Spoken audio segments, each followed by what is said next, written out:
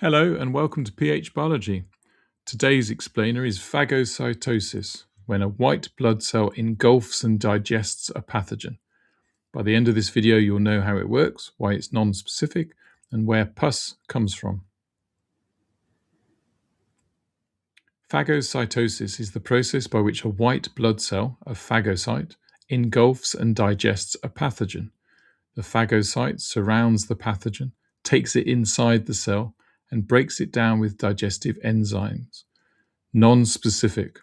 Phagocytes attack any foreign body, regardless of which pathogen it is. 3 things. 1.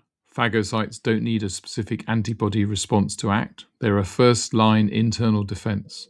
2. They work within minutes of infection. 3. Phagocytosis is one role of white blood cells. The other 2 are producing antibodies, B-lymphocytes, and producing antitoxins. Common slip. Phagocytes aren't the same as B-lymphocytes. Phagocytes engulf pathogens. B-lymphocytes make antibodies. 2 different white blood cell types, 2 different roles in immunity. Quick example, you cut your finger and bacteria enter. Within minutes, phagocytes arrive and engulf them.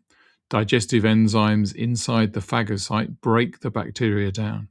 Pus at a wound site is mostly dead phagocytes plus broken down bacteria. That's your immune system at work. Right, if any of this is going to stick beyond this video, drop into phmaths.com.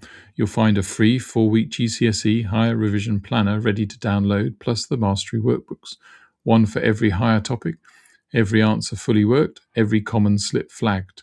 Simple explanations, serious results. See you next video.